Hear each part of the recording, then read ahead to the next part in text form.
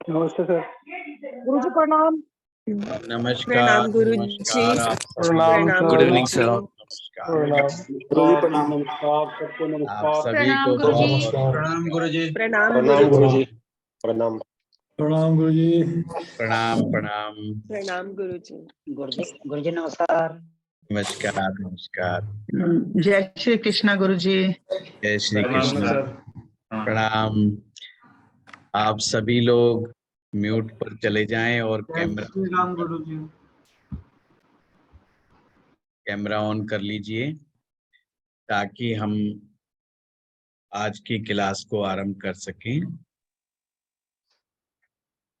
हम लोगों ने कल छठे भाव पर बात की थी। आज हम कुंडली के सप्तम भाव पर बात करेंगे। सप्तम भाव बहुत ही ज्यादा सेंसिटिव भाव है। ये घर गृहस्थी का भाव है और इंसान की असली परीक्षा इस भाव में ही आकर के होती है। सप्तम भाव को दो तरह से देखा जाता है। एक है संसारिक दृष्टिकोण। संसारिक दृष्टिकोण कहता है कि विवाह बहुत जरूरी है, बहुत ही निहायत जरूरी है। जब तक हम गृहस्थ धर्म का पालन सही ढंग से नहीं करेंगे, हमारी यात्रा आगे की पूर्णता की ओर नहीं पहुंचती है। एक प्रकार से वो ये भी कहना चाहते हैं कि जब तक हम गृहस्थ धर्म के अनुभव से नहीं गुजरेंगे, हमारे जीवन में चाहे कितने भी अनुभव हो गए हों, फिर भी पूर्णता हासिल नहीं होगी। एक दृष्टिकोण है फिलॉसफिकल। दर्शन शास्त्र क्या कहता है कि सप्तम भाव असत्य का भाव है, माया का भाव है, अर्थात इसमें कोई सच्चाई नहीं है। जो तुम्हें दिख रहा है वो सब माया है। माया का यहाँ पर तात्पर्य इल्यूजन से है। दोनों ही अपनी अपनी जगह पर ठीक है। दोनों के ही मत अपने अपनी जगह सही प्रतीत होते हैं, पर ज्योतिषी के लिए दोनों ही चीजों को समझना बहुत ही अनिवार्य है। दर्शन के अनुसार ये जो इस सांसारिक रिश्ते नाते हैं, ये केवल और केवल अपने सुखों के लिए है,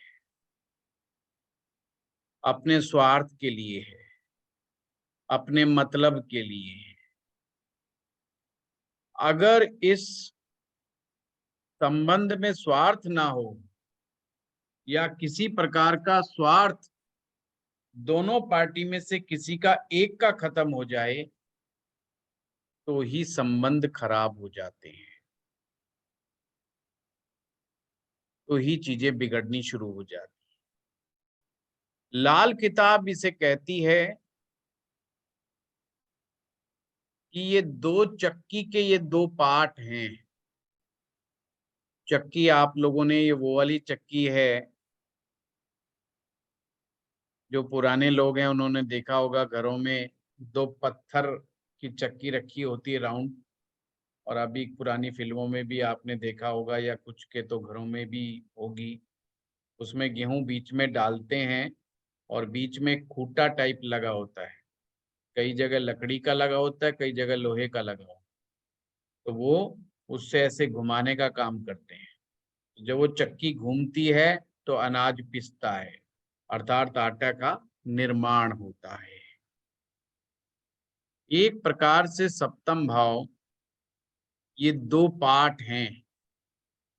एक पार्ट जो है पत्थर का वो बुध है, और दूसरा पार्ट जो है वो शुक्र है। अर्थात इस ग्रह के दो कारक ग्रह हैं, एक बुध और एक शुक्र। अब जो उस चक्की में जो खूंटा है जिसको पकड़ करके चक्की को घुमाया जा रहा है, वो खूंटा शनि का है, शनि ग्रह का है। तो अब मैं फिर से एक बार समझाता हूं। सप्तम भाव के कारक ग्रह दो हैं लाल किताब के अनुसार। वैदिक के अनुसार केवल और केवल शुक्र ही कारक है, पर लाल किताब कहती है सप्तम भाव के दो कारक ग्रह हैं, एक शुक्र है और एक बुध है। अब ये कारक का मतलब तो कल मैंने भली बात ही समझाया, प्रोटेक्टर ऑफ डेथ हाउस, यानी सप्तम भाव को बचाने की जिम्मेवारी दो ग्रहों के ऊपर है, शुक्र के ऊपर और बुध के ऊपर। इतनी चीज समझ में आ गई। परंतु शनि जब तक नहीं होगा, जब तक इस प्रोसेस में शनि इन्वॉल्व नहीं होगा, गृहस्थ धर्म की चक्की अच्छे से नहीं घूमेगी। पॉइंट पकड़ा? अब दूसरे तरीके से समझाते हैं। सप्तम भाव में शनि ग्रह उच्च के हो जाते हैं। वैदिक ज्योतिष में कहा जाता है सप्तम भाव में शनि दिग्बली हो जाते हैं, यानी कि शनि ग्रह के बैठने का सर्वोत्तम स्थान सप्तम भाव है।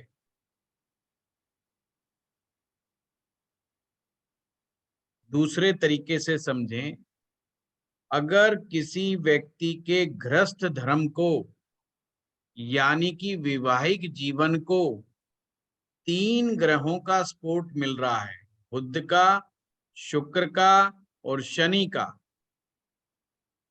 तो वह ये गृहस्थ धर्म को बहुत अच्छी तरह से निभाता है। सप्तम भाव प्रोडक्शन का हाउस भी है एक प्रकार का। प्रोडक्शन का मतलब जो सुबह से शाम तक हम लोग काम करते हैं, उसके बदले में जो मेहनताना हमें मिलता है वो भी सप्तम भाव से देखा जाता है। जैसे जब हम चक्की घुमाते हैं तो गेहूं डालते हैं, और गेहूं के बाद डालने के बाद उसको चक्की को घुमाने के बाद हमें आटा मिल जाता है, दलिया मिल जाता है। तो मेहनत करने के बाद कुछ ना कुछ मिलता है। तो सप्तम भाव आपकी डे टू डे इनकम का है। सप्तम भाव आपके व्यापार की कला है। छठा भाव क्या था? व्यापार उसमें भी था, पर अपने कंपटीटर को मात कैसे देनी है। परंतु सप्तम भाव वो व्यापारिक बुद्धि है जो व्यापार करने की कला सिखाती है। जितने भी मिडिल क्लास लेवल के छोटे व्यापारी, मीडियम स्तर के व्यापारी, या जो खुद का अपना काम करते हैं, जिसे आप सेल्फ एम्प्लॉयमेंट भी कह सकते हो। किसी डॉक्टर ने अपना क्लिनिक खोला हुआ है, कोई वकील अपनी कंसल्टेंसी दे रहा है, कोई एस्ट्रोलॉजर अपना ज्योतिष का काम कर रहा है। ये सभी के सभी सप्तम भाव से जुड़ी हुई चीजें हैं जिसमें रोज इनकम आती है। अब इसमें फ्लक्चुएशंस भी काफी हो सकता है। नौकरी में क्या होता है? नौकरी फिक्स्ड है, आपको एक सैलरी या इंसेंटिव जो भी चीज है वो एक लगभग फिक्स होती है। तो एक आदमी का माइंडसेट बन जाता है कि यार मेरा इतना इनकम आएगा महीने के एंड में और मुझे अपना बजट ऐसे ऐसे चलाना है। परंतु ये जो सप्तम भाव में वो सभी काम इन्वॉल्व हैं जिसमें पक्के रूप से आप फिक्स इनकम की बात नहीं कर सकते। जैसे कोई आदमी की कंसल्टेंसी है वो 3 लाख रुपए महीने होती है, कभी 2 लाख रुपए महीने भी हो जाती है, कभी 2.5 लाख भी हो जाती है और कभी सीधा 5 लाख पे भी पहुंच जाती है। तो क्या है कि वेरिएशंस आ रहा है। वकील के पास केस ज्यादा आ गए तो उस महीने उसकी इनकम बढ़ जाएगी, वकील को केस नहीं मिल रहे हैं तो इनकम घट जाएगी। तो ये सब के सब जो डे टू डे इनकम वाला मामला है ये सप्तम भाव के साथ जुड़ा हुआ है। जितने भी जानवर बिना सींग वाले या सींग है तो बहुत छोटे छोटे सींग है, उनका संबंध सप्तम भाव से होता है। जितने भी फलदार पेड़ पौधे हैं जिनमें फल लगे होते हैं और फल वो जिसमें गुदा हो, गुदेदार,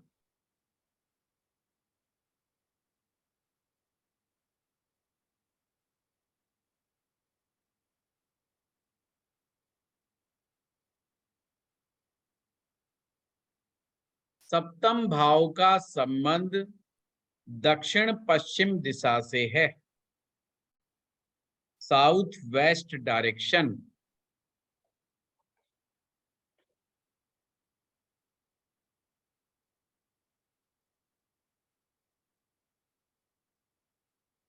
गुदादार होता है ना, पल्प बोलते हैं।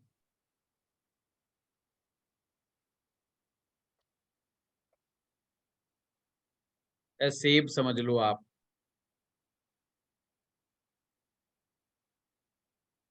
गुरुजी संतरा। संतरा समझ लो, बहुत सारे फल हैं। सर मैन आम पपीता।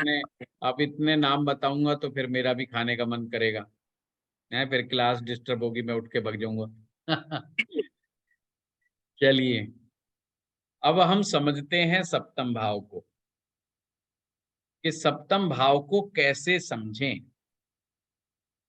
हम सभी लोग सप्तम भाव के प्रति विशेष संवेदनशील होते हैं, क्योंकि यहाँ पर हमारा जीवन साथी हमें प्राप्त होता है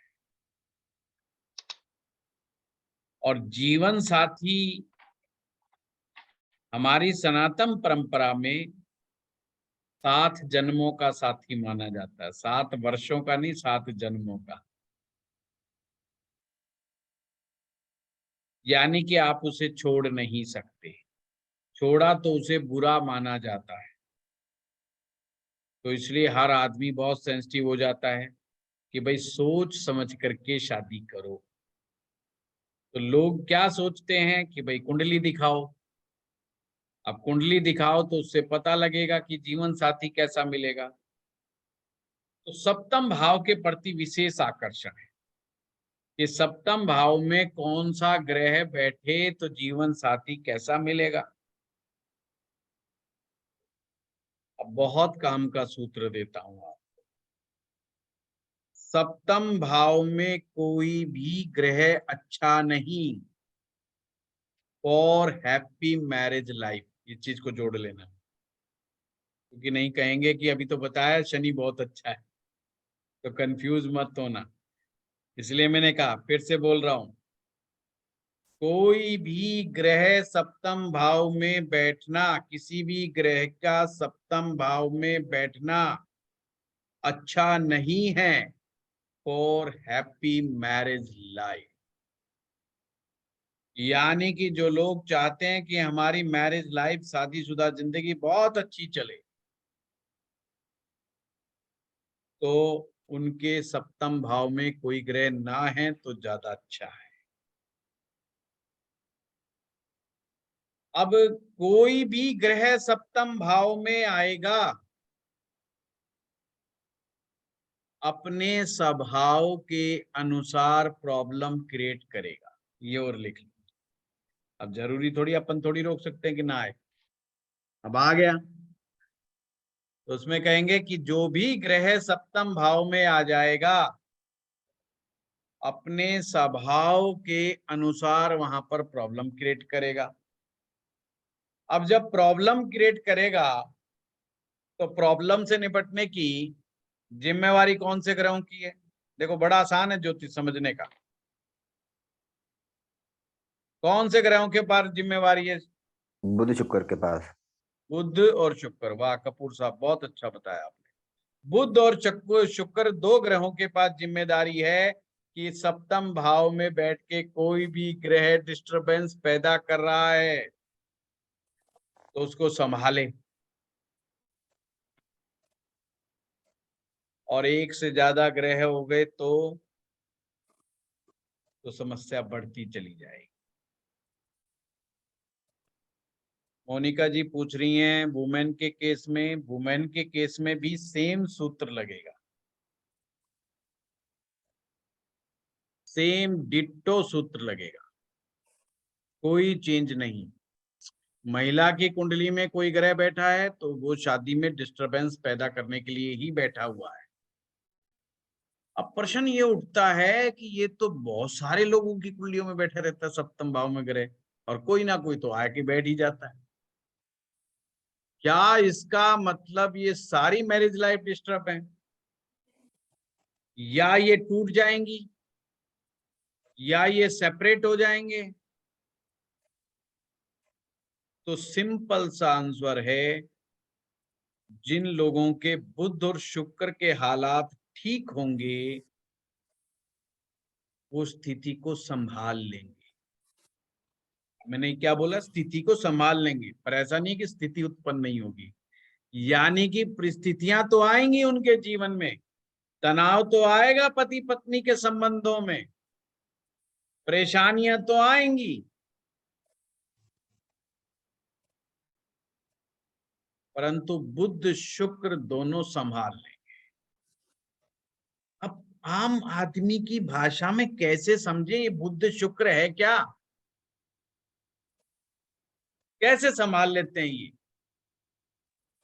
बुद्ध यानी बुद्धि, बुद्ध यानी चतुराई, बुद्ध यानी वाक पटुता कि आप बहुत सुंदर लग रही हैं। बेशक वो 2 दिन से ना नहाई हूं, पर जो ये कला जानता है वो बुध ग्रह। कम्युनिकेशन स्किल, किस समय पर क्या बोलना है और किस समय क्या जवाब देना है, उस बात की कला को जानने वाला। और दूसरा कौन है? वो शुक्र है। शुक्र क्या कौन है? आपका सौंदर्य, आपकी मिठास, आपका जोश, आपकी उमंग, आपका उत्साह, रोमांस करने की कला। अर्थात जिसके पास रोमांस करने की कला है, जो इस आर्ट को जानता है, जो चतुराई जानता है, जो वाक पटुता जानता है, उसकी कुंडली में चाहे 1 ग्रह बैठे चाहे 2 ग्रह बैठे, वो स्थिति को संभाल लेगा और मैरिज लाइफ को टूटने नहीं देगा।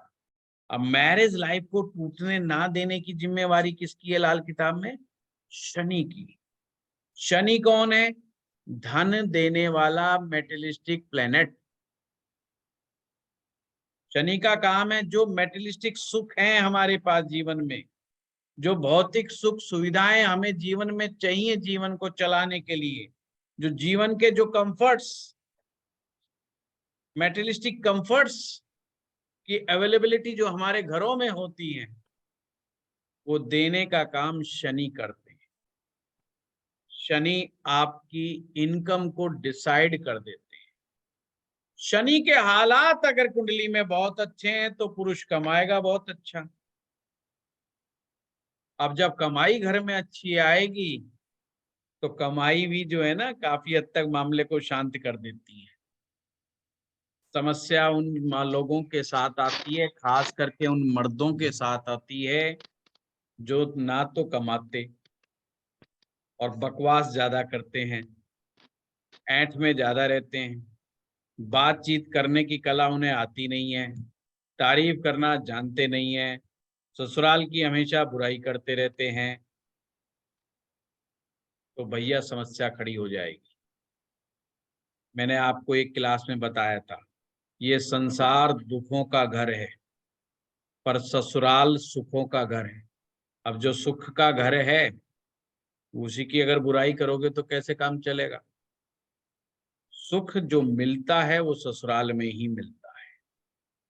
अब जिन लोगों के ससुराल से पंगेबाजियां रहती हैं ना, वो भी मामला बहुत गड़बड़ है। अब हमें समझना एक एक चीज को है। ये तो बात थी फिलोसफिकल बात कि बुध कैसे हमें बचाता है, शुक्र हमारी मैरिज को कैसे बचाता है, और शनि किस तरीके से सहायता प्रदान करता है घर गृहस्थी को चलाने में। तो हमने देखने होते हैं इनके हालात कि पहले देखें हम बुध के हालात।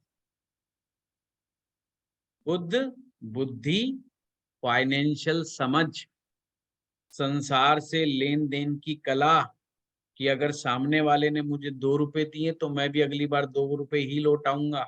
ये बुद्ध की फिलॉसफी होती है, समझ लेना। बिल्कुल फाइनेंस के मामले में बिल्कुल वो रहता है। इवन लिख करके रखते हैं कि हमारी लड़की की शादी में फलाना आदमी 500 रुपए दे के गया था, तो अपन भी 500 ही दे के आएंगे। अच्छा वो 2 जने नहीं 4 जने आए थे, पर अपन तो 2 जने, तो 2 पड़ोसियों को ले जाओ कहीं से इकट्ठा करके, पर हिसाब बराबर करके आएंगे, नहीं तो मामला चुकेगा नहीं। यानी कि बहुत ज्यादा कैलकुलेटेड है आदमी, गणित का हिसाब किताब करने वाला, फाइनेंस का मुनीम जी टाइप आदमी। कैसे देखेंगे? 2 बातें आपने उनसे पूछनी है कि उनकी बहन, सॉरी उनकी बेटी और उनकी भुआ, बेटी और भुआ के हालात कैसे हैं। अगर उनके बेटी या भुआ के हालात अच्छे हैं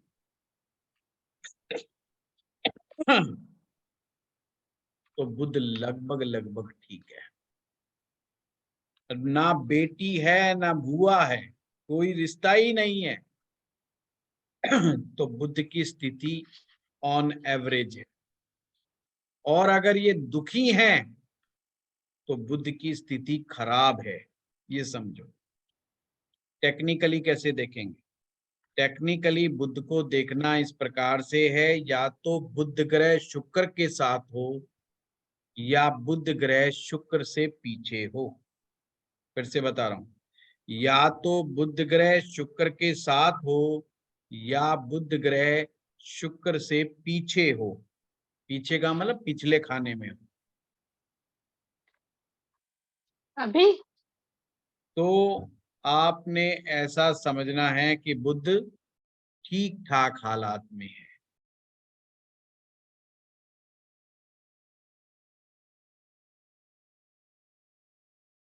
उन्होंने लिखा है मुकेश जी ने, चाहे अकेला हो। नहीं भाई, अकेले की बिल्कुल भी शर्त नहीं है।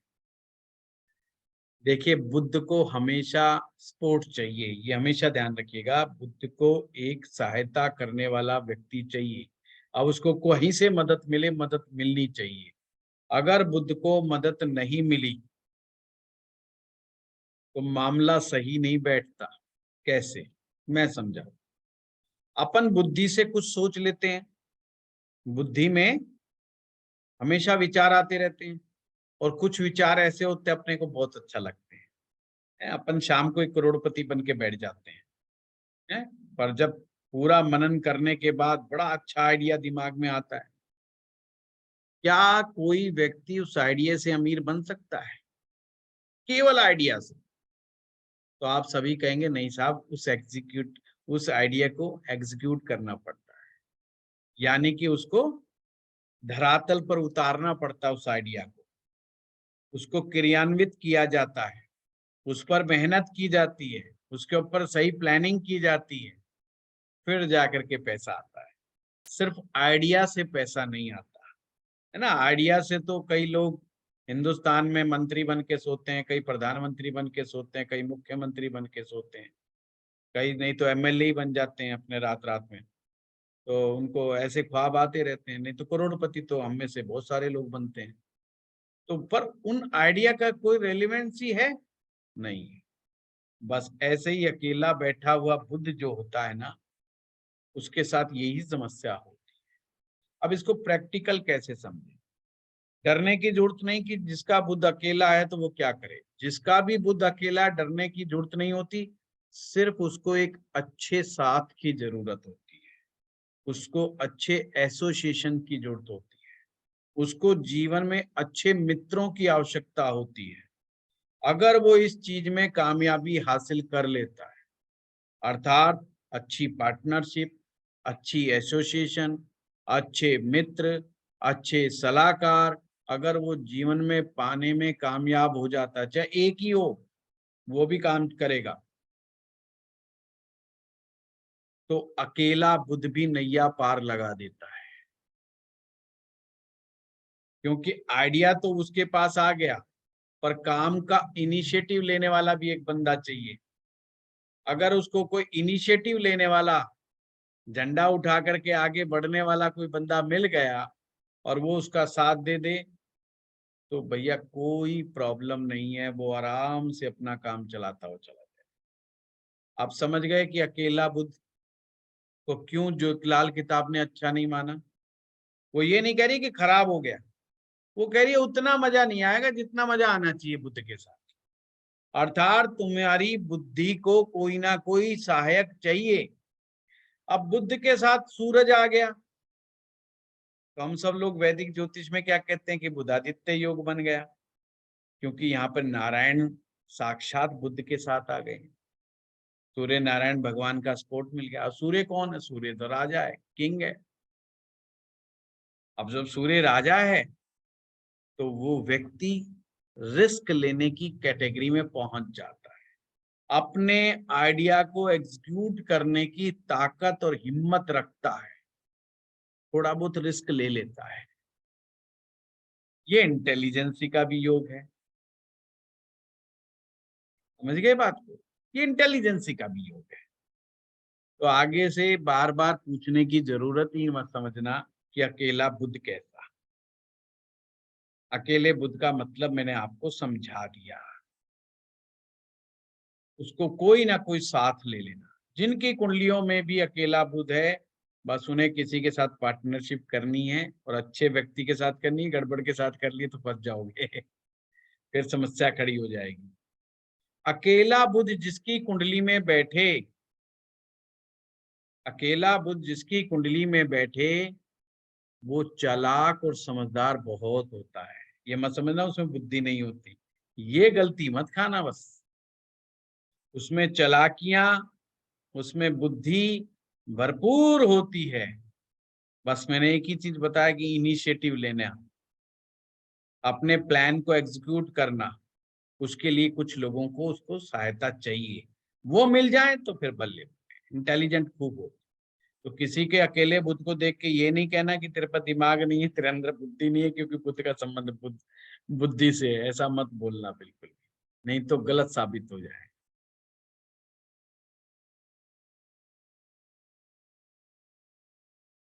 शुक्र, शुक्र हमारे जीवन का जोश है कि मैं ये करूंगा, मैं वो कर जाऊंगा, मैं ये निकल जाऊंगा, मैं इतना टारगेट अचीव कर जाऊंगा, वो जोश। जीवन में सफलता प्राप्त करने का जोश, लोगों के बीच में छा जाने का जोश, सेलिब्रिटी बनने का जोश जिस व्यक्ति में है, वो शुक्र उसका अच्छा है। और कोई मरी मरी सी बातें करे तो समझ लेना शुक्र कमजोर है। क्या करें, दुनिया सब बेकार है, सरकार निकम्मी है, हमारा देश बहुत खराब है, करप्ट सिस्टम है, रिश्तेदार सारे गंदे हैं, पड़ोसी तो और भी ज्यादा गंदे हैं। वो आपको अगर कोई ऐसी बातें करता मिले, और जैसे ही वो आपसे मिलेगा आपकी कमियां जरूर गिनवा देगा। आप में ये कमी है, आप थोड़ा सा हकलाते हो, आप तो डकार लेते हो, आप तो ये करते हो, आपने सफेद कुर्ते के ऊपर नीले रंग का वो पहन लिया, ये आपके ऊपर अच्छा नहीं लग रहा। ये सब शुक्र की कमजोरियों की निशानियां हैं। कमजोर को भी प्रोत्साहित करने का जो कार्य करे, सकारात्मक सोच के साथ किसी को मोटिवेशंस दे, प्रोत्साहित करे, समझ लेना शुक्र जिंदा है उसका। अब देखो, घर गृहस्थी में समस्या कहाँ खड़ी होती है? घर गृहस्थी में यहीं पर समस्या खड़ी होती है। पति पत्नी से उम्मीद करता है कि वो मुझे मोटिवेशन दे जब भी मैं लो फील करूं, और पत्नी सोचती है कि पति मुझे मोटिवेशन दे जब मैं लो फील करूं। अब जब शुक्र कमजोर होगा दोनों का, तो मोटिवेशन कौन देगा? कोई नहीं देगा। फिर उनकी आदतें कैसी हो जाएंगी? फिर वो एक दूसरे में कमियां निकालेंगे कि तुझे ये खाना नहीं बनाना आता, वो कहेगी तुझे कमाना नहीं आता, वो कहेगा तुझे खाना नहीं आता, वो कहता तुझे गंवाना आता है। ये सब तानेबाजी चलती रहती है। जीत हार का फैसला किस पे होगा? जिसका निशाना कमजोर होगा वो सुखी है। जिसके पति का निशाना, जिसकी पत्नी का निशाना कमजोर होगा वो ठीक है, सुखी है। कहने का मतलब मेरा ये है कि आपने टेक्निकली भी शुक्र को देख लेना है। टेक्निकली शुक्र कैसे स्ट्रॉन्ग देखा जाएगा? बुध ग्रह से आगे होना चाहिए शुक्र। बुध ग्रह से आगे होना चाहिए शुक्र। और भी नियम शर्तें मैं बताऊंगा आगे चल करके, आगे कोर्स में, कि पूरी तरीके से ग्रह को कैसे देखना है, बुध को कैसे देखना है और शुक्र को कैसे देखना है, वो कौन कौन से नियम उस पे लगेंगे। अभी आपको इतना ही समझना है कि सप्तम भाव में के दो कारक ग्रह हैं, बुध और शुक्र, यानी कि ग्रह गृहस्थी को बचाने की जिम्मेवारी उनके ऊपर है। दूसरी बात और सूत्र बताते हैं।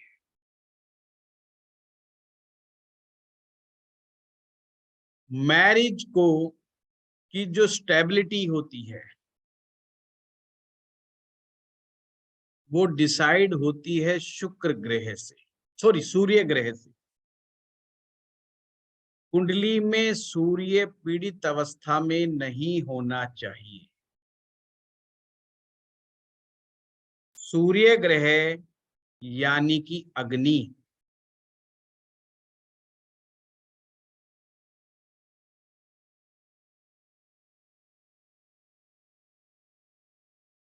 एक तरह से आप लिख सकते हो अग्नि सेव्स द मैरिज।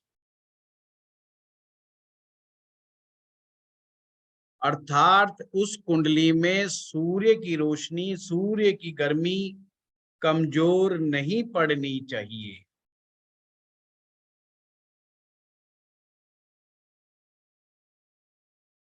अगर सूर्य की गर्मी कमजोर पड़ जाएगी, सूर्य की चमक कमजोर होगी कुंडली के अंदर, तो मैरिज को बचाने के लिए जो बुध और शुक्र प्रयास करते रहते हैं ना, वो भी बेचारे ढीले पड़ जाएंगे।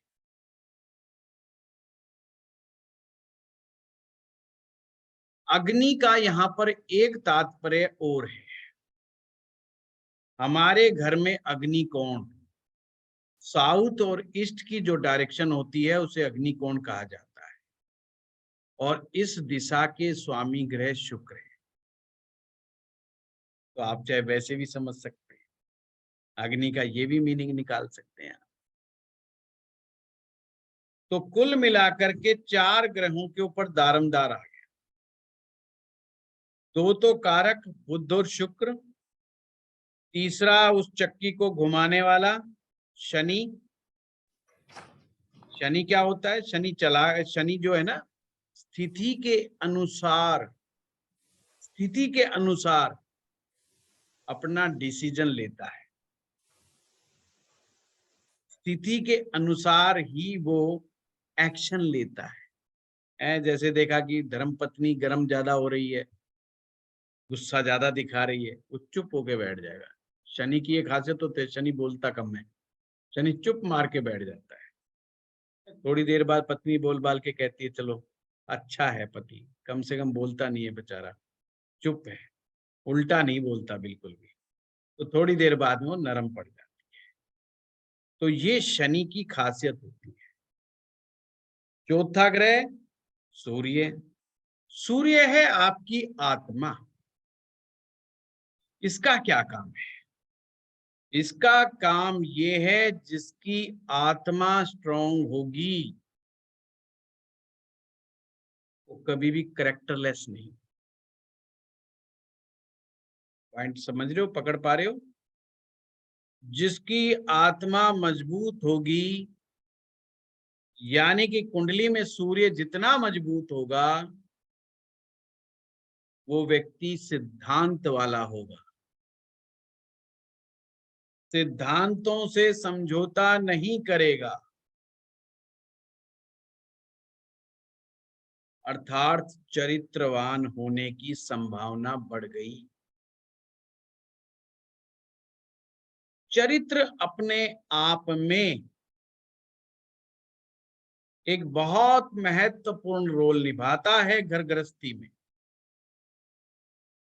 अगर पति या पत्नी दोनों में से किसी का चरित्र खराब हो जाए तो घर गृहस्थी का बचना बहुत कठिन हो जाता है। अपने घर संसार को बचाना बहुत मुश्किल हो जाता है।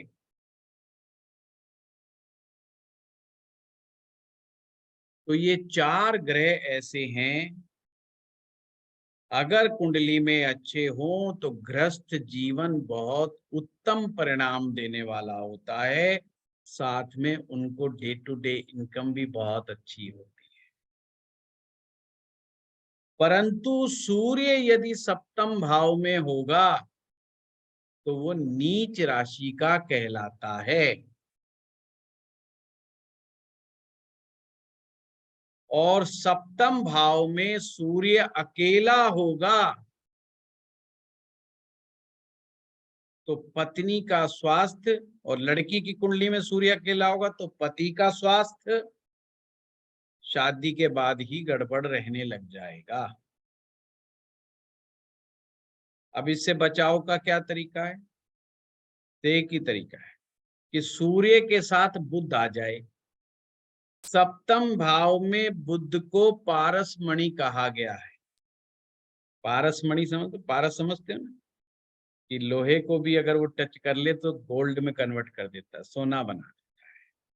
ये होता है पारस, पारस पत्थर, कि वो पारस पत्थर की तरह होता है। तो सप्तम भाव में पहली बात तो कोई ग्रह ही नहीं बैठना चाहिए, और अगर सूर्य बैठ गया तो बुध जरूर साथ बैठना चाहिए। तो तनाव तो हो सकता है, बीच बीच में मतभेद तो आएंगे, पर अगर शुक्र के हालात ठीक हैं तो घर गृहस्थी चलती रहेगी।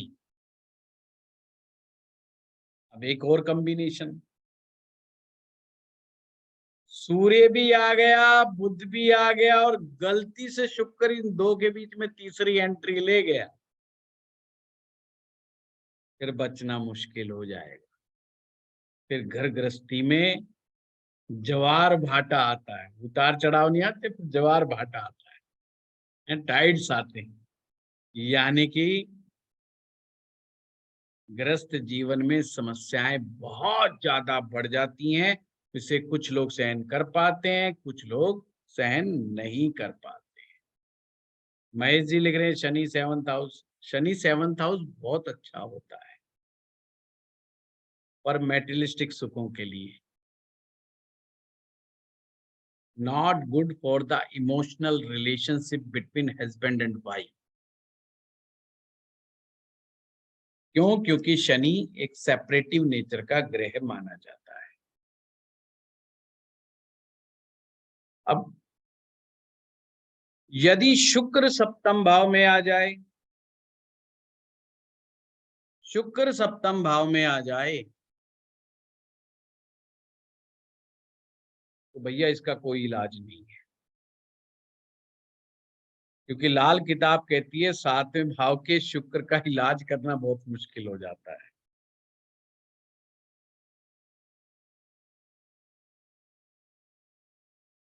परंतु अन्य ग्रहों का इलाज किया जा सकता है।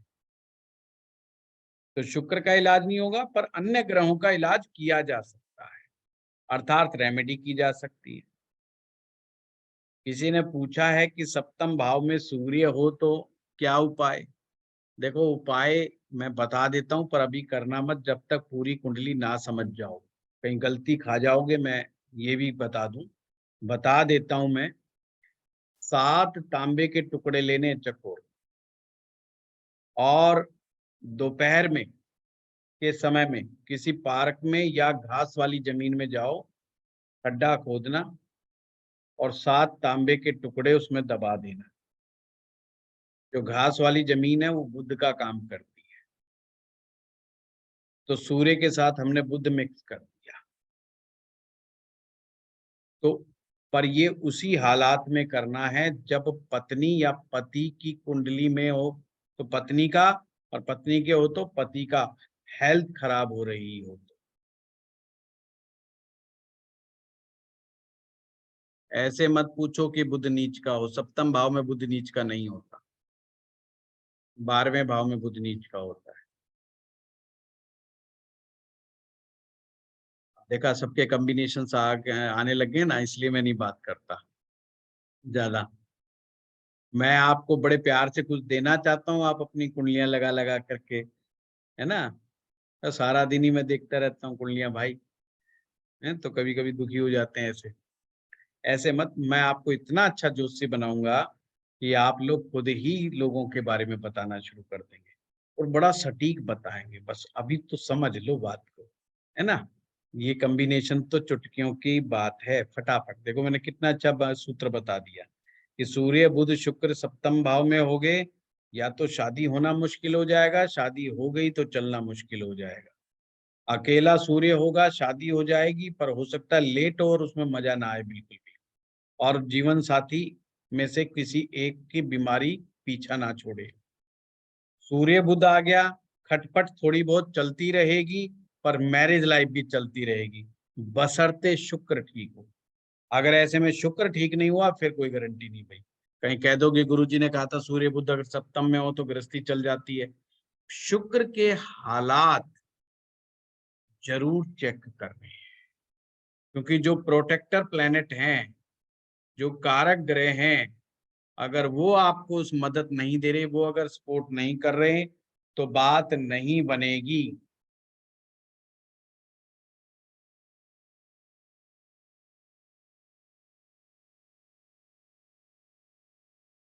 सर अगर कोई और प्लेनेट जाके बैठ गई तो हम 3-4 प्लैनेट्स की हमने बात करी है। यामिनी जी, मैंने क्या सूत्र बताया है पहले उसे याद रखो। एक भी ग्रह नहीं बैठना चाहिए, भगवान से प्रार्थना करो एक भी ग्रह ना बैठे, समझ गए। हाँ जी, यानी हाँ जी। का भाव है, 2 के बीच में तीसरे की एंट्री नहीं होनी चाहिए। 2 के बीच में जहां तीसरा आएगा वहीं पर विवाद खड़ा हो जाएगा।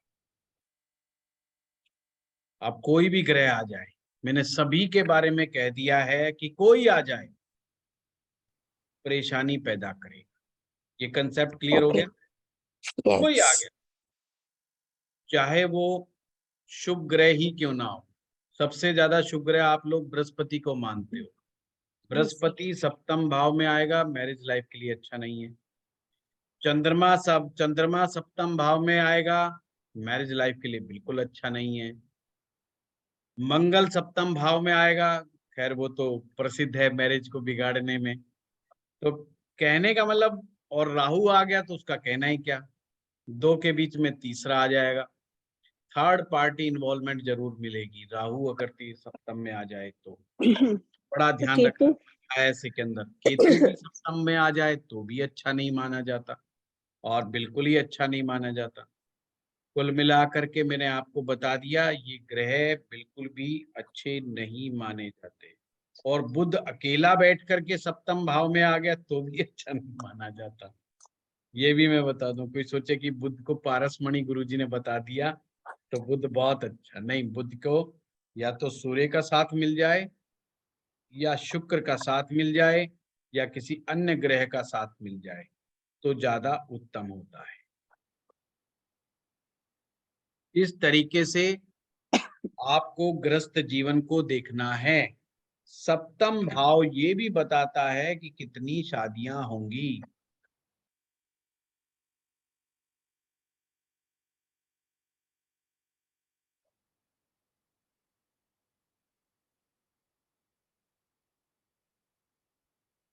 अब मैं आपको उपाय की बात करता हूँ, सभी के लिए करता हूँ। देखो इतना मस्त उपाय दूंगा आपको, याद करोगे आज की क्लास को। पहली बात, कोई ग्रह ना बैठे। अगर एक ग्रह बैठा है, कोई भी बैठा हो, अपने ही जीवन साथी से दोबारा शादी कर लो। और शादी होने के विद इन 6 मंथ, पहले ही 6 महीने में तनातनी होनी शुरू हो जाए तो तुरंत कहीं वृंदावन, मथुरा, जहां मन करे, कहीं पर हरिद्वार, ऋषिकेश है, वहीं भग जाओ और वहां जाकर के एक बार फेरे करवा दो। हैं? पिकनिक नहीं, दोबारा फेरे करवाने। वहां पे पंडित जी को पकड़ो और बढ़िया तिथि निकालो, बढ़िया शुभ तिथि निकालो। और शुभ तिथि कैसे निकालनी है? उस डेट में गोचर जब निकालोगे तो चंद्रमा किसी भी पाप ग्रह से पीड़ित नहीं होना चाहिए।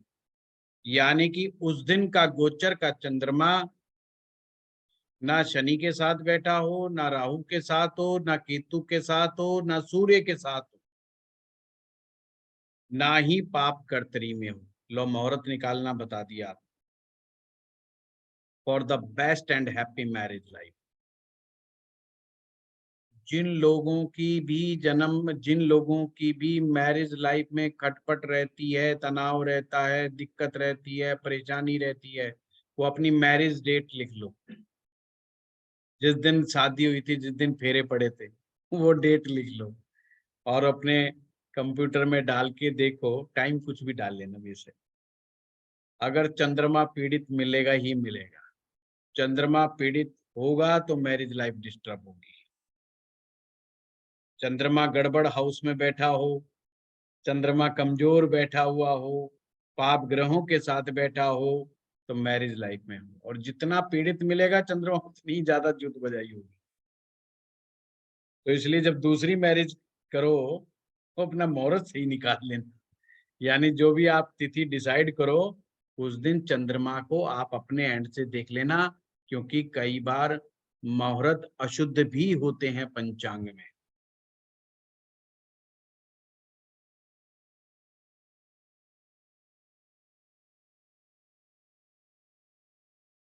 और जिसकी कुंडली में 2 ग्रह बैठे हों तो अगले साल वो फिर भाग जाना फेरे करवाने के लिए। 3 ग्रह बैठे हों फिर फेरे करवा लेना। ज्यादा ही गड़बड़ हो, हर 6 महीने में एक बार फेरे करवाओ। उसी के साथ आप कमाल मानेंगे, उसके स्वभाव में परिवर्तन आ जाए। पत्नी चाहती है पति बदल जाए तो भी स्वभाव में परिवर्तन आ जाएगा। पति चाहता है पत्नी वैसे नहीं बदली जाएगी, स्वभाव में परिवर्तन आ जाए।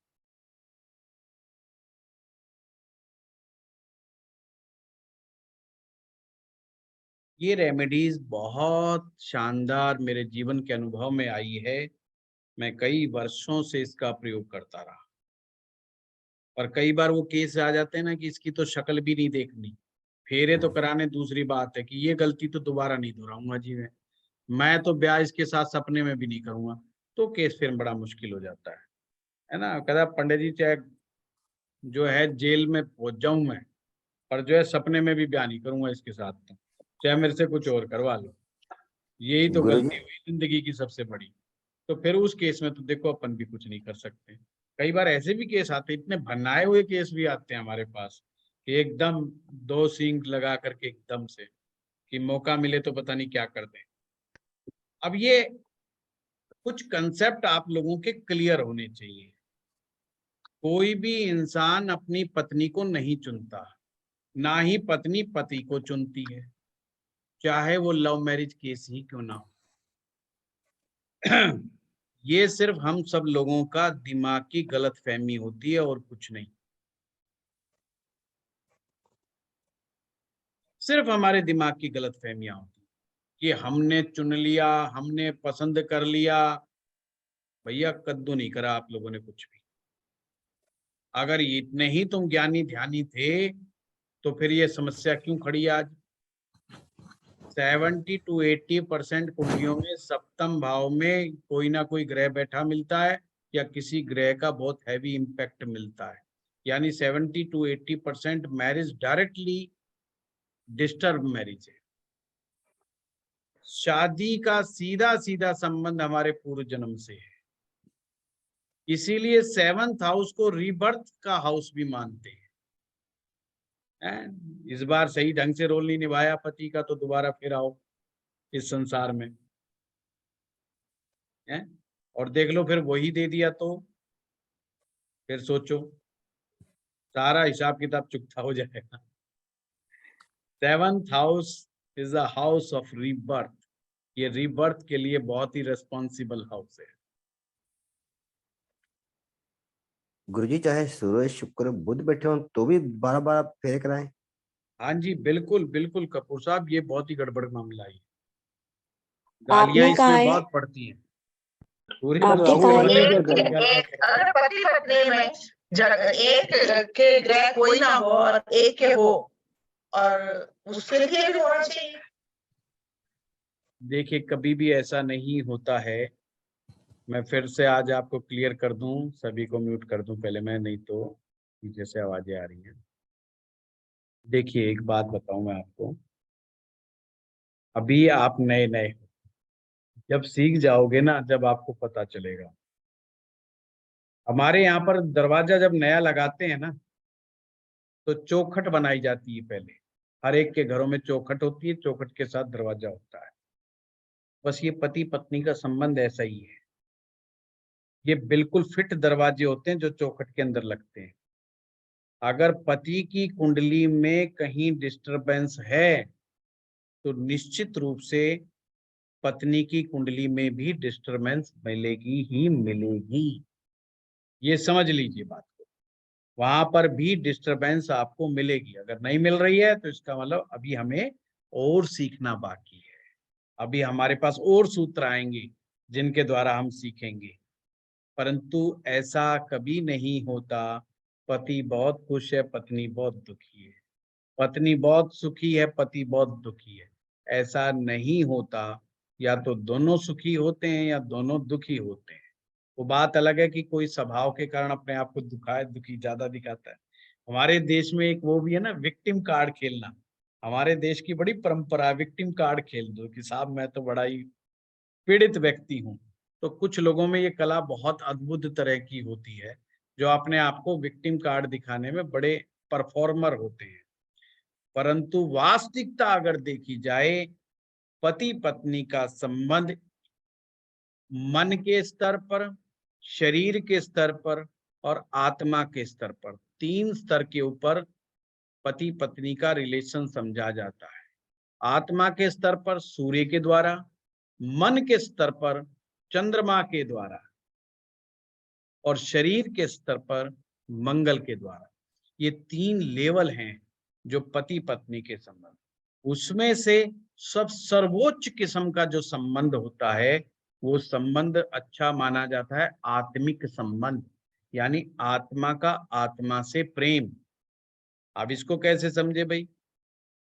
अगर पत्नी आंख बंद करके और पति बाहर बाजार में है, आंख बंद करके और ये बता दे कि इस समय पति क्या कर रहे होंगे, और आप फोन करके पूछो पति को कि हाँ साहब आप क्या कर रहे हो, वो कहे हाँ जी मैं मार्केट में हूँ, और वाइफ कहे जी वो इस समय मार्केट में होंगे, तो समझ लेना संबंध बड़े आत्मिक है। ये रेयर होते हैं। अंग्रेजों ने एक शब्द इजाद किया था, सोलमेट। ये वो सोलमेट संबंध वो है कि who can be my soulmate. तो वैसे सोलमेट के चक्कर में ज्यादा पड़ना नहीं चाहिए। सोलमेट मिलते मिलते बहुत कम है, ये मन का वहम ज्यादा होता है।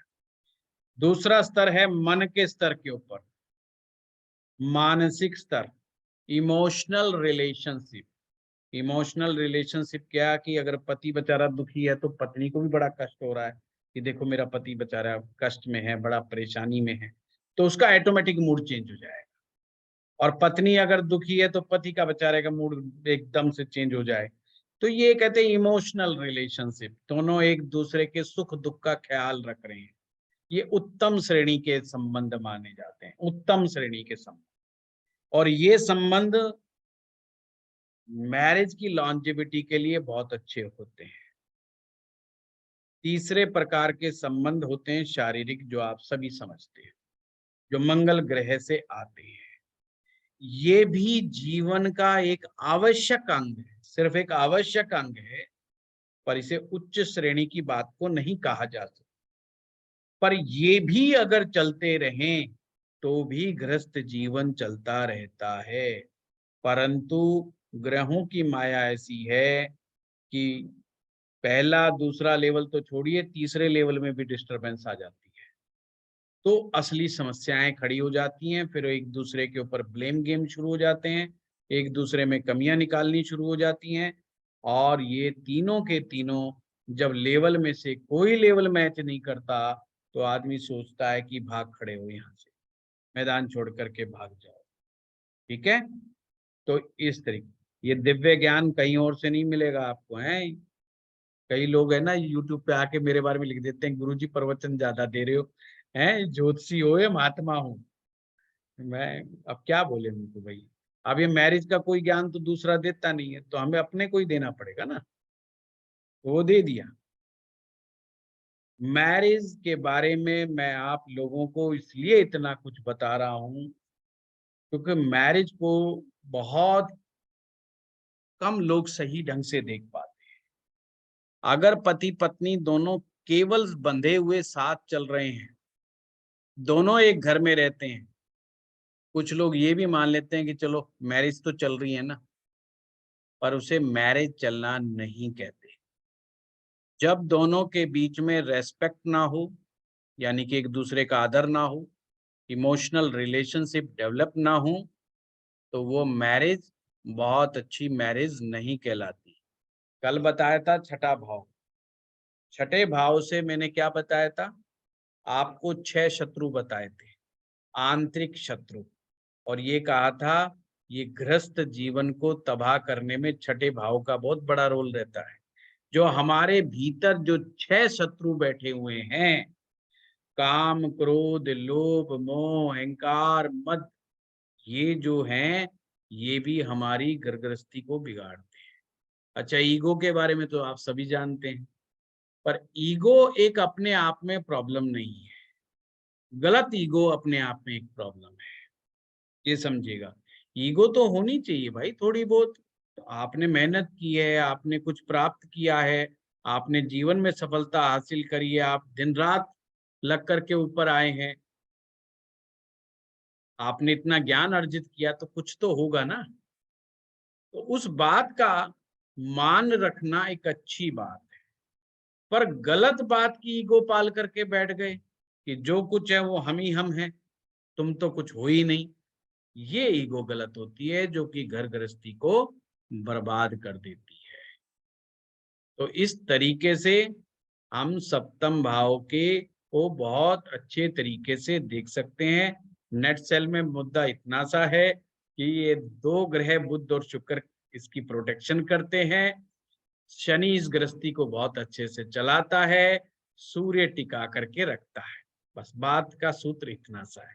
जिसको बड़ी अच्छी से बात करने की कला आती है, मुस्कुरा करके जो बात करता है, तारीफ करना जानता है, जो है वो अपनी गृहस्थी चला लेता है।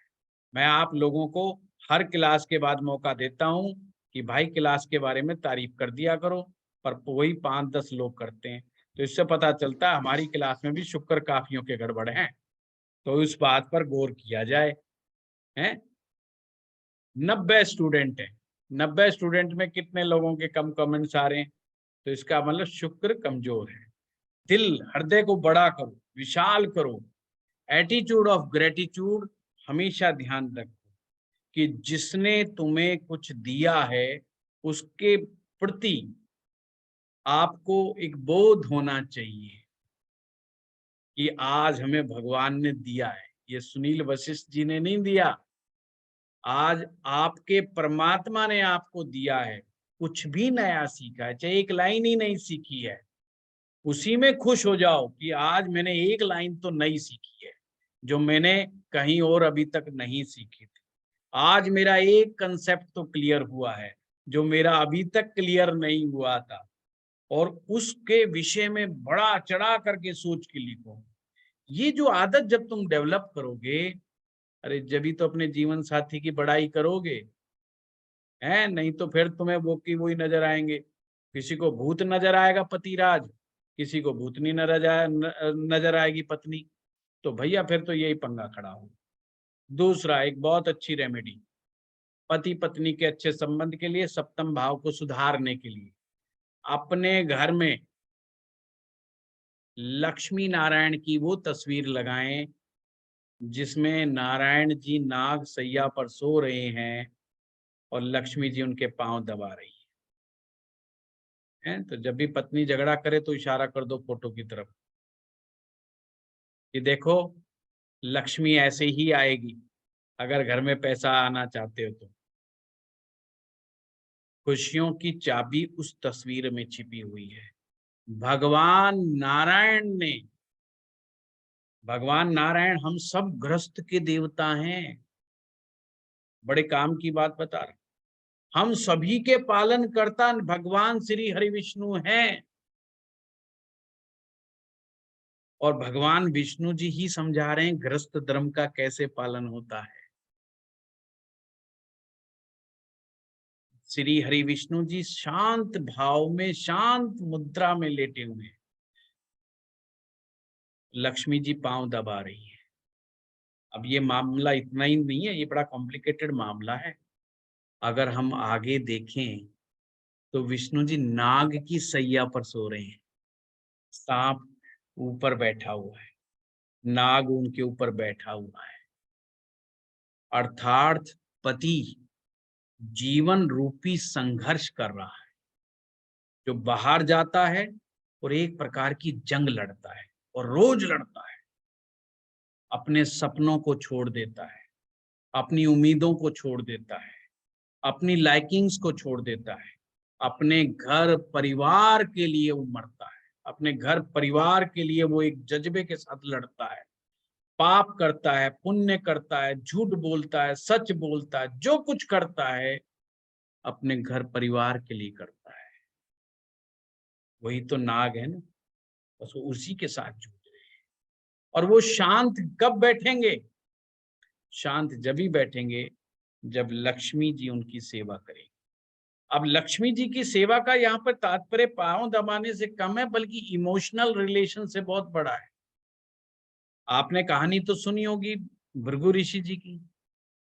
लक्ष्मी जी भृगु ऋषि जी से एक बात पे, छोटी सी बात पे नाराज हो गई थी, और ये भी बुध शुक्र की कहानी है। शुक्र कौन है? लक्ष्मी जी। बुध यहाँ पर कौन है? विष्णु जी। फाइनेंस के जानकार, फाइनेंस कमाना कैसे है विष्णु जी जानते हैं, नारायण जी जानते हैं, और स्वामिनी, समस्त धन की स्वामिनी मां लक्ष्मी पांव दबा रही हैं। भृगु ऋषि जी आते हैं।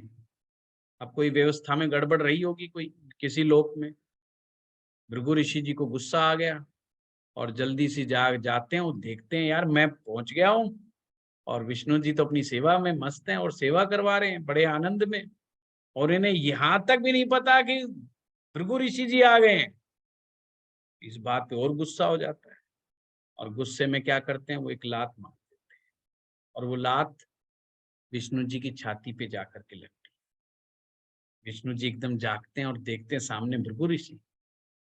तो विष्णु जी एकदम से हाथ जोड़ करके कहते हैं कि हे ऋषिराज, कहीं आपके पांव में कोई चोट तो नहीं लग गई? मेरी छाती तो बहुत कठोर है और तुम्हारे पांव कमल के पुष्प के समान, इनको कहीं चोट तो नहीं लग गई? अर्थात नारायण जी एकदम शनि ग्रह की तरह हो गए, परिस्थिति बदलते एकदम चेंज मार दिया एकदम से, है नाराज नहीं होने दिया। उन्होंने कहा भाई तो मामला यही ठंडा करो, मामला गर्म हो गया, मामले को यही ठंडा कर दो। यही शनि की चतुराई है। उन्होंने एकदम से मामले को ठंडा कर दिया और ऋषि का गुस्सा शांत हुआ। पर लक्ष्मी जी जो एकदम गुस्से में आ गई, उन्होंने कहा भाई ये तो मेरे पति की बेइज्जती कर दी इस आदमी ने, हैं? ऋषि होगा तो होगा, अब पत्नी के लिए दूसरा व्यक्ति कितना भी महान क्यों ना हो, पति से ज्यादा महान नहीं होना चाहिए। ऋषिराज कितने भी बड़े क्यों ना थे, उनके पति के लिए भी बहुत बड़े थे। लक्ष्मी जी वहीं पर खफा हो गई, उन्हें तुरंत श्राप दे दिया कि हे ब्राह्मण राज, आज के बाद मैं ब्राह्मणों के पास नहीं रहूंगी और मैं आज से ब्राह्मणों का त्याग कर। बात अलग है कि फिर भृगु ऋषि जी ने कहा मैं भी एक ऐसे ग्रंथ की रचना करूंगा जो उस विद्या का जानकार हो जाएगा। लक्ष्मी, उसे तुम्हें वहां पर रहना पड़ेगा। ये कहानी क्या है? भृगु ऋषि जी ने फिर भृगु संहिता की रचना करी, अर्थात ज्योतिष ग्रंथ की रचना की। जो ज्योतिष का जानकार, ज्योतिष एक विद्या का नाम है, यानी कि जो जीवन में विद्या अर्जित कर लेगा, शिक्षा अलग चीज है, विद्या अलग चीज है, जो विद्या अर्जित कर लेगा, लक्ष्मी जी उनके पास रहती ही है। पॉइंट समझे आप? कितना प्यारा सूत्र है। चलिए, बहुत बहुत धन्यवाद। 4 लोगों के हाथ अभी भी खड़े हैं, बाप रे। हाँ जी, राज जी आप बताइए।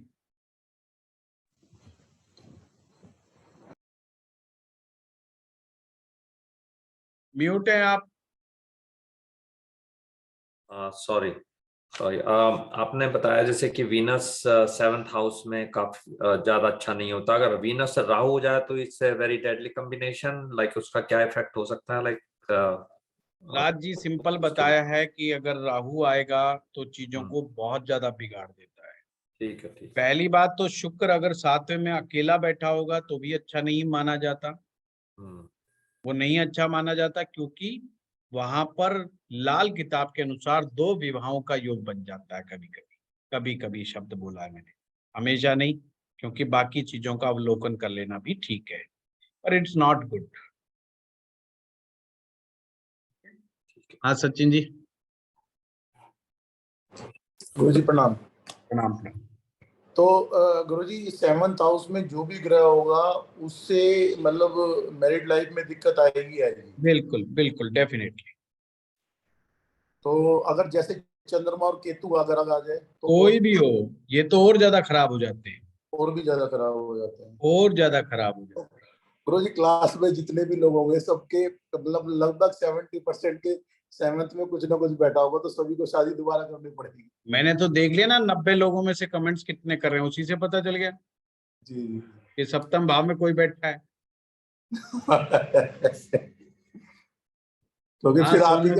क्योंकि फिर आप ही के पास आएंगे ना कि दोबारा शादी करनी है तो डेट आप ही निकालो। देखो मैंने उपाय बता दिया और फ्री फोकट में बता दिया उपाय। जी जी जी जी। तो पैसा दे के आएगा उसको भी मैंने यही उपाय बताना है, ऐसा नहीं कोई कोई अद्भुत बता दूंगा।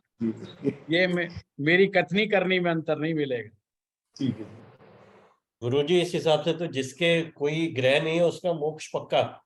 हाँ पक्का। हाँ सोनू जी बताइए। एक आया कि ग्रुप मैरिज कराओ, सभी को मैं ऋषिकेश ले जाऊंगा, वहां अपने पंडित ले जाऊंगा, फिर एक करवाएंगे, कोई मुहूर्त निकालते हैं। अच्छा, गुड आइडिया। सोनू जी आप म्यूट पर हैं।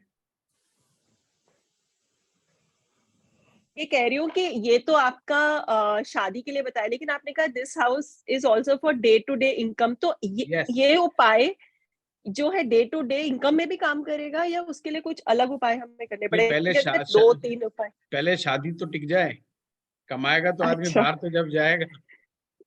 सर, और ये जो शादी आपने कहा कि दूर जाके करनी, सेम सिटी में दोबारा 15 दूर से मतलब नहीं, मैं फिर बता दूं। हाँ। मैंने कहा है तीर्थ स्थान पर।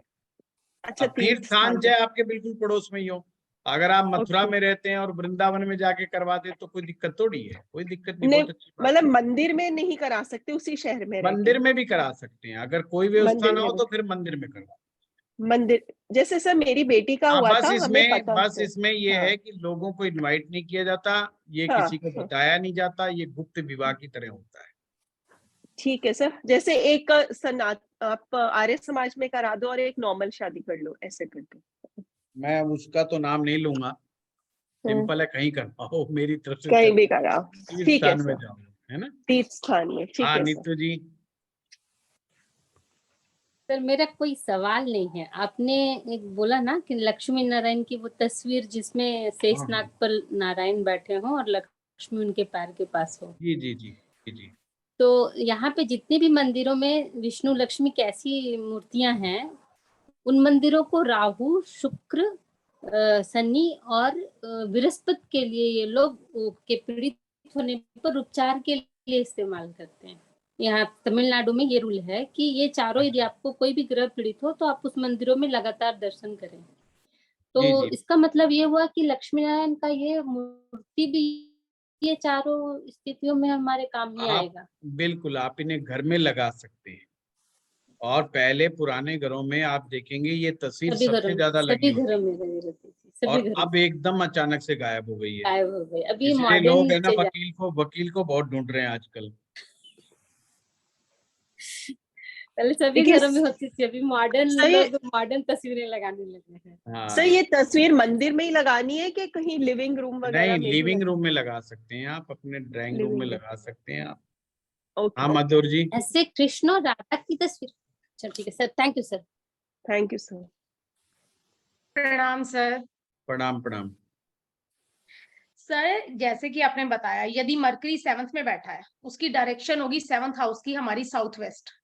सर हम नहीं, वहां बैठा सपोर्ट के है लिए, या नहीं है सर मधुर जी, 7th हाउस की डायरेक्शन साउथ वेस्ट ही है, चाहे कोई बैठा है या नहीं बैठा, हाँ जी वो एक अलग डिफरेंट तो केस है। मेरा मैं पूछना ये चाहती थी कि मरकरी जैसे किसी का 7th हाउस में अकेला बैठा है, तो हम सन का सम्मान रख सकते हैं ताकि मरकरी वहां पर थोड़ा मजबूती मिले उसको साउथ बिल्कुल, वेस्ट में। तांबे के लोटे में साबुत मूंग भर करके, हरी मूंग, मैंने यही सारे पूछना मूंग चाह भर रही थी मैं। करके, हाँ बिल्कुल इसको इकट्ठा करके रखिएगा, जब ज्यादा बेटर रहेगा, ठीक है। अच्छा सर, और ये दूसरा, साउथ वेस्ट में भी रख सकते हैं और हम क्या ईस्ट में भी ये रख सकते हैं सन की डायरेक्शन में? हम ईस्ट में भी रख सकते हैं, बिल्कुल रख सकते हैं। और पात्र को ढक दें हम? हाँ ढकना जरूरी है, ढकना जरूरी है। कॉपर का ही ढक्कन ऊपर लगाएं? का ये नहीं जरूरी नहीं, लाल रंग के रुमाल को ढक दो और मौली से बांध दो। अच्छा वो भी चलेगा। मैं हाँ कई बार होता ना जैसे कि सीमेंट का उसमें लगाएं या फेविक्विक नहीं से, नहीं नहीं, उसको जरूरत नहीं है। मतलब साउथ वेस्ट एंड ईस्ट दोनों जगह पे आप हमारा वर्क करेगा। रेमेडीज को समझना जरूरी है। वो टाका जी लगाना और वो इसलिए जरूरी हो जाता है कि कोई खोले ना बाहर, उसको जी मानते हैं कि जी। अब ये पक्का हो गया है, अब हाँ ये जी हाँ जी एक हो गए हैं, ये अलग अलग नहीं हो सकते। जी। अच्छा सर, दूसरी बात मुझे पूछनी है कि किसी के हस्बैंड का ना हो कोई भी प्लेनेट 7th में, और वाइफ का हो, या वाइफ का नहीं है हस्बैंड का हो, तो सर ऐसे में हम क्या समझेंगे? बहुत सिंपल है मधुर जी, मैंने क्या कहा, अगर किसी हाउस में अगर कोई ग्रह नहीं है तो उनके जी कारकों की स्थिति देखो कि कैसी है, यानी कि अच्छा शुक्र देखो और बुध देखो। मैंने आज ठीक है 4 चीजें बताई जो घर गृहस्थी के लिए जी बहुत जी। जरूरी है। 2 सबसे इंपॉर्टेंट है, शुक्र और बुध, उससे कम वीनस एंड इम्पोर्टेंट मरकरी शनि और सूर्य। ये और 4 सूर्य। ग्रह के दम के ऊपर घर गृहस्थी बहुत मस्त चलती है। अगर पति की ठीक है कुंडली में सप्तम भाव में कोई ग्रह नहीं बैठा तो ये देखिए कि उनका शुक्र कैसा बैठा है, किस ठीक हाउस है में सर। बैठा है, बुध से जी आगे बैठा है कि बुध से पीछे ये बैठा हुआ पीछे है, बैठा। तो वहीं से पता चल जाएगा। और अगर पत्नी की कुंडली में अगर ये 1-2 ग्रह बैठे हुए हैं सप्तम भाव में, जरूर गड़बड़ मिलेगी उनके कुंडली के अंदर। शुक्र और बुध में अच्छा कुंडली में कहीं ना कहीं गड़बड़ मिलेगी, तो इस तरीके से सिचुएशन आपको पकड़ में आ जाएगी। ठीक है sir, thank you sir. Pankaj Malhotra ji. Sir नमस्कार। नमस्कार नमस्कार। सर आगे की क्लास में आपने एक फॉर्मूला बताया था जिसमें 2nd और 7th हाउस में राहु, चंद्र और सूर्य देख के जो है रिलेशनशिप श्राप होता है जी, तो वो इसमें लागू रहेगा सर? अब ये बिल्कुल फॉर्मूला? रहेगा पंकज जी, वो तो अच्छा फार्मूला है ही सप्तम भाव के लिए। राइट आज राइट मेरा राइट। विषय स्त्री श्राप नहीं था, इसलिए अच्छा मैंने उसको छेड़ा नहीं, और मैंने पहले भी बता दिया था, क्योंकि जब राइट मैं 2nd हाउस कर रहा था जब भी बता दिया था तो सिंपल है, मैंने आज तो उससे भी बड़ी बात बता दी कि एक भी ग्रह नहीं होना चाहिए। पहले तो कहा था कि सूर्य हो, चंद्र हो या राहु हो तो स्त्री श्राप माना जाता है, सही वो है। ये चीज थी, है ना। तो मैंने तो आज और भी बता दी कि एक भी ग्रह ठीक नहीं है। एक और क्वेश्चन है सर, आपने कहा तो फर्स्ट हाउस की दृष्टि जो है 7th हाउस पे पड़ती है, तो अगर हाँ, शनि है तो उसकी दृष्टि पड़ेगी तो वो फिर इफेक्ट उस टाइप का देगा। हाँ हाँ बिल्कुल 100% दृष्टि। फर्स्ट हाउस में बैठे हुए ग्रह 7th के अंदर 100% दृष्टि से देखते हैं। Right sir. दृष्टि भी करवाऊंगा। चौथे में बैठा हुआ ग्रह 10वें भाव को 100% दृष्टि से देखता है। तीसरे में बैठा हुआ ग्रह 11वें को और 9वें को 50% दृष्टि से देखता है। पांचवें में बैठा हुआ ग्रह 9वें को 50% दृष्टि से देखता है। फिर इसी तरीके से दूसरे में बैठा ग्रह छठे को देखता है, छठा 12वें को देखता है, 12वां 8वें को देखता है और 8वां दूसरे को देखता है। वो करवाऊंगा, आप चिंता मत। ठीक है sir, thank you so much. हाँ, हरिकेत जोशी। प्रणाम गुरुजी। प्रणाम प्रणाम। गुरुजी, आपने जो फोटो का बताया था नारायण भगवान के, तो उसकी दिशा क्या होगी, मतलब कौन सी कोई स्पेसिफिक दिशा में लगानी है? कोई दिशा में लगा, किसी भी कोई भी दिशा में, चलेगा? कोई और चले। खाली लिविंग रूम या बेडरूम में भी चलेगा? बेडरूम में भी चलेगा। Okay sir, thank you. Gulab Singh ji. Guruji प्रणाम। प्रणाम प्रणाम। सर 7th हाउस यदि खाली है जी, लेकिन मरकरी वीनस से आगे है, तो ऐसे में मरकरी वीनस से आगे है तो वो ठीक नहीं गुलाब जी। फिर ये चीज जो है ना, मैरिज के लाइफ के अंदर कहीं ना कहीं फिर प्रॉब्लम क्रिएट कर सकती है। आपस के रिलेशन में या आपस के रिलेशन में, और कई बार ये होता है कि पति पत्नी में पति को दूर जाना पड़ता है जॉब करने के लिए, व्यापार करने के लिए, काम धंधा करने के लिए, तो ऐसे सीन भी कई बार ऐसे में क्रिएट हो सकते हैं। ये जी, थैंक यू सर। हाँ, भरत जोशी जी।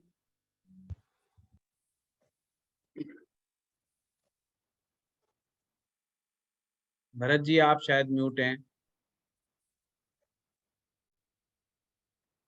अभी भी म्यूट पर हैं आप।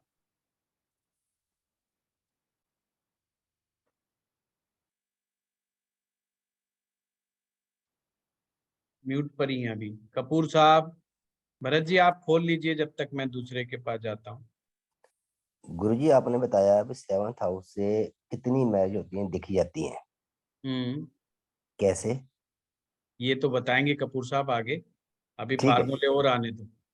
ठीक है जी, ठीक ये है, कुछ थैंक फार्मूले यू। और देखो, आप है ना, हम लोग हर रोज एक एक कदम आगे बढ़ रहे हैं, ये चीज को ठीक आप है, महसूस करते हो। रोज हम कुछ ना कुछ नया सीख रहे हैं। ऐसे ही अपने एक दिन ऐसा आएगा कि अपन बढ़ते बढ़ते बहुत सारे फार्मूले हमारे पास हो जाएंगे, और फिर हम जब अप्लाई करेंगे ना ये चीजें कि मैरिज कितनी देखनी है, कैसे देखनी है, तो एकदम पिक्चर क्लियर हो जाएगी। ठीक है, thank you sir, thank you. हाँ राहुल।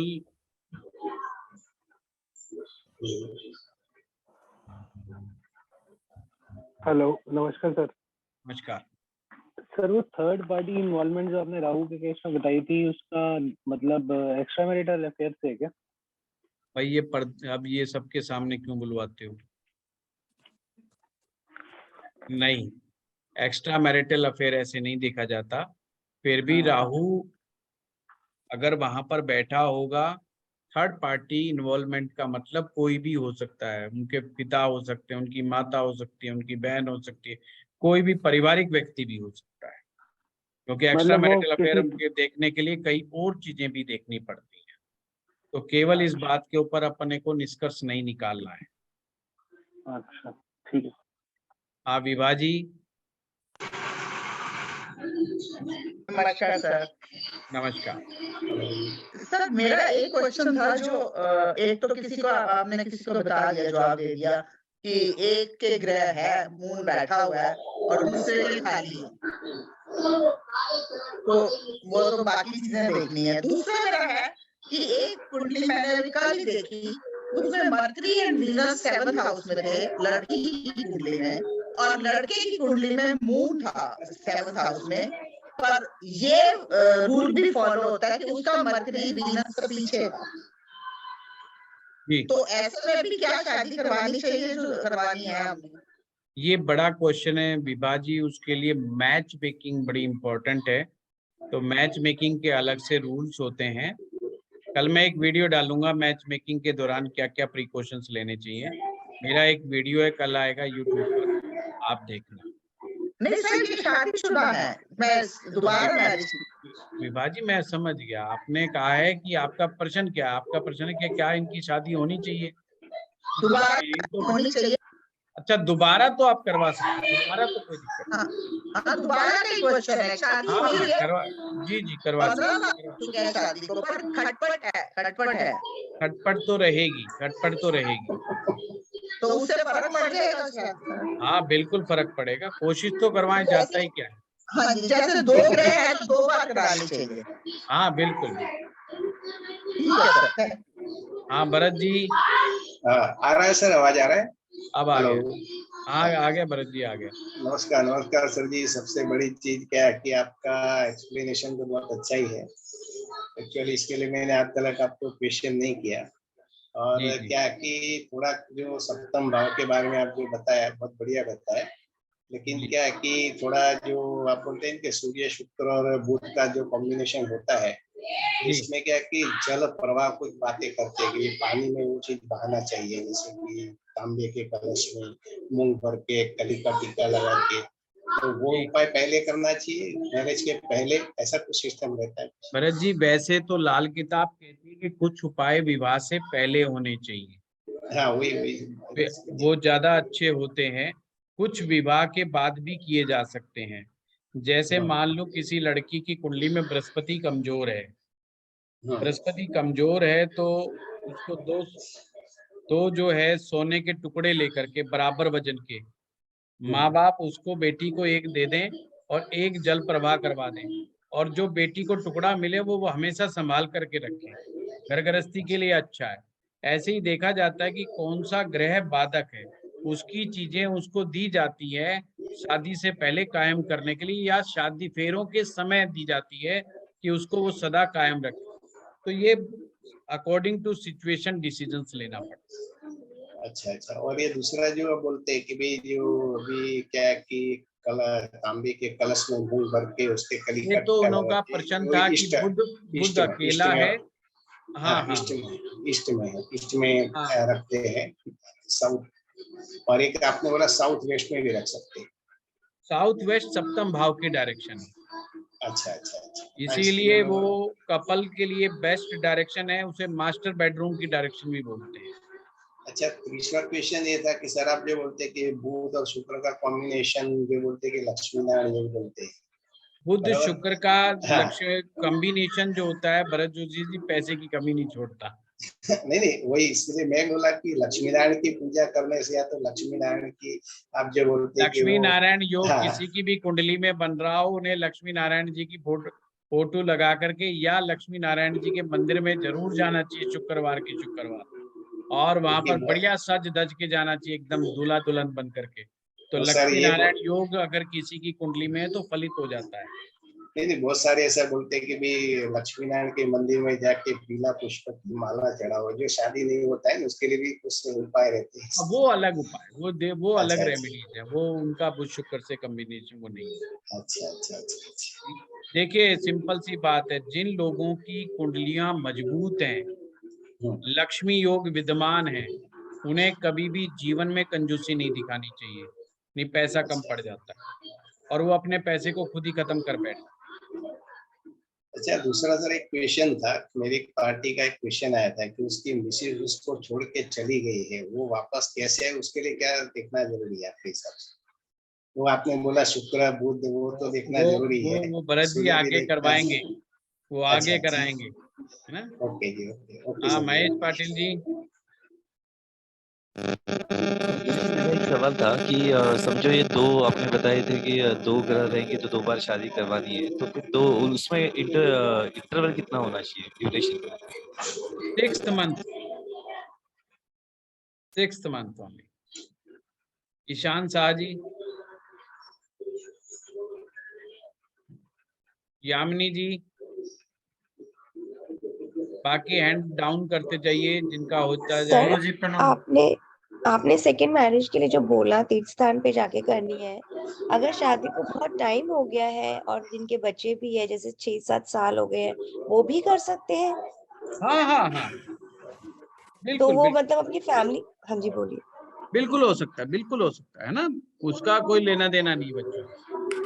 और अपनी फैमिली के साथ तो जा ही सकते हैं ना, जैसे सास बिल्कुल ससुर हो गए, बिल्कुल बच्चों। बिल्कुल बिल्कुल बिल्कुल, बच्चों को भी डांस करने का मौका मिलेगा मम्मी पापा की शादी में, कोई बात नहीं, बिल्कुल कर और सकते अगर, हैं, कोई दिक्कत नहीं। हाँ जी, थैंक यू।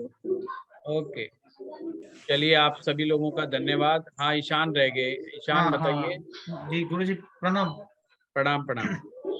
अच्छा गुरुजी, आप जो बोला शुक्र का जो कॉन्सेप्ट था ठीक होने का, मार्कुरी 7th में है और वेनस 9th में है, क्या ये ठीक है? नहीं, ये ठीक नहीं है ईशान, क्योंकि बुध तो 7th में रह गया और वीनस जो है 9th में चला गया, तो आगे चला गया, आगे नहीं जाना चाहिए, पीछे होना चाहिए। नहीं सॉरी सॉरी, ये तो ठीक है। ये ठीक है, आपने क्या कहा, मरकरी 7th में है और 9th में वीनस है। हाँ नहीं, वीनस ठीक है, वीनस गुड। अच्छा, वीनस तो गुड हो गया, पर 9th हाउस के लिए ठीक नहीं हुआ। ठीक नहीं हुआ। अच्छा, 7th हाउस में जुपिटर, मरकुरी और चंद्रमा एक साथ है। हाँ हाँ हाँ, तो ये तो अशुभ हो गया, लेकिन नहीं ये ठीक नहीं हुआ। इस भाव में गज केसरी काम करेगी? अरे नहीं नहीं, काय का गज केसरी, यहाँ तो थोड़ी दिक्कत वाली बात हो गई। क्योंकि बृहस्पति देव और चंद्रमा तो एक साथ है। नहीं, ऐसे गज केसरी योग नहीं बनता है ईशान। गज केसरी योग बनने के लिए कुछ टर्म्स एंड कंडीशंस हैं। देखिए, जहां पर भी जीवन में कोई अच्छी चीज मिलने की बात आएगी ना, मुसीबतें उसके साथ ही खड़ी मिलेंगी तुम्हें। जो जिंदगी में बहुत आसानी से जो चीज मिल जाएगी ना, समझ लो फिर मुसीबतें कम है। तो ऐसे ही कुंडली के राजयोग होते हैं, राजयोग जल्दी से फलित नहीं होते, बड़ी टर्म्स एंड कंडीशंस लगती है, फिर जाकर के फलित होते हैं। ठीक है ठीक है। हाँ हाँ, सागर साहब।